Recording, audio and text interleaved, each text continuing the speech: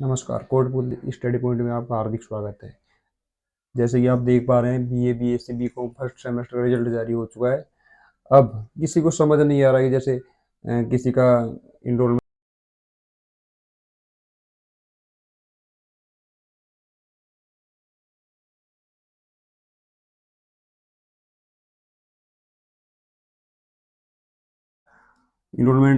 Blank आ रहा है, तो उसके अंदर आपको क्या करना है। या तो आपने सीबीएसई से 12th की थी, ठीक है। अगर आपने सीबीएसई से 12th की थी तो आपको माइग्रेशन जमा करवानी पड़ेगी। या तो आप कॉलेज चले जाना, अगर कॉलेज से नहीं होता है तो आपको यूनिवर्सिटी जाना पड़ेगा। माइग्रेशन का एक फॉर्म निकलवा लेना, जैसे या तो ये कॉलेज वाला जो पर वहाँ से ले लेना, या फिर आप ई मित्र से भी निकाल सकते हैं। उसको फिल करके आपको यूनिवर्सिटी जाना है। 10th 12th की जो मार्कशीट है वो लेके जानी है, तो वहाँ से वो रिजल्ट अपडेट कर देंगे। अब किसी ने आरबीएससी से किया है, ठीक है, उसका भी रिजल्ट नहीं आ रहा, ब्लैंक ब्लैंक दिखा रहा है। आरबीएससी से जिसने करी है उसको इनरोलमेंट नंबर या तो अपडेट नहीं होगा उसका। इनरोलमेंट नंबर के लिए आपने जब रिजल्ट तो उसके अंदर आपने नो कर दिया होगा, तो आपका इनरोलमेंट नंबर नहीं आ रहा। दूसरी चीज, एबीसीआईडी अपडेट नहीं होगी। एबीसीआईडी अपडेट करो, यूजर लॉगिन करके पासवर्ड करके आप एबीसीआईडी अपडेट करें तो आपका रिजल्ट शो हो जाएगा, ठीक है। ये बात हो गई। अब आपको आप बोल रहे हैं कि पास होने के लिए कितने नंबर चाहिए, कितने नहीं चाहिए। ज्योग्राफी में आपको चाहिए 32 नंबर पासिंग मार्क्स, क्योंकि ज्योग्राफी का 80 नंबर का पेपर हुआ था। 80 का 40% 32 होता है। जितने भी नंबर का पेपर हुआ है उसका 40% आपको निकालना है। जैसे ज्योग्राफी का 40%, 80 का 40% 32 होता है, तो आपको 32 नंबर चाहिए। दूसरी चीज, हिस्ट्री। हिस्ट्री का हुआ था 120 नंबर का। 120 का 40% कितना हुआ, 48। आपको 48 नंबर चाहिए पासिंग मार्क्स, ठीक है। अगर आपके 40% नहीं है तो आपका बैक रह जाएगा।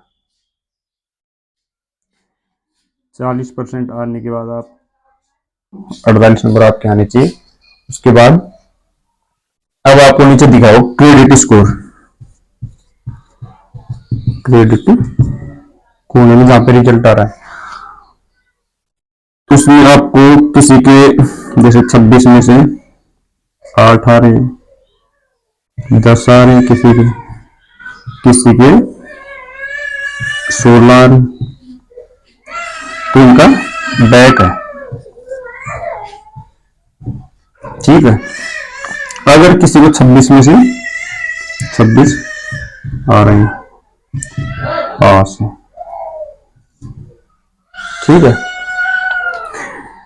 कोर्स क्रेडिट हो रहा है उसमें, जिसके जैसे 18, तो 18 में से 18 जिसके हैं उसका, जैसे 26 में से 26 और 18 में से 18 जिसके हैं उसका कोई बैक नहीं रहेगा, ठीक है। अगर आपके जैसे 18 में से किसी के आ रहे हैं 2, ठीक है, तो अब इसके अंदर आपके जो जिस किसी ने मेन सब्जेक्ट ले रखी है हिस्ट्री, जैसे मान लो पॉलिटिकल और जियोग्राफी, तीनों में बैक है, तीनों में बैक है इनमें, ठीक है। अब जैसे किसी को कंप्यूटर में, सॉरी हिंदी का पेपर हुआ था 40 नंबर का, ठीक है। 40 नंबर का पेपर हुआ था, तो 40 का 40% क्या होता है?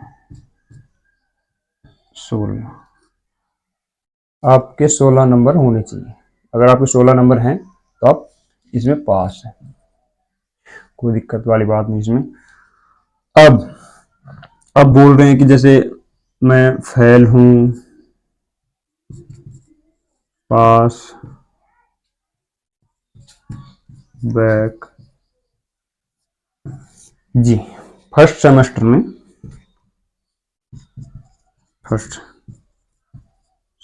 में कोई फेल नहीं है।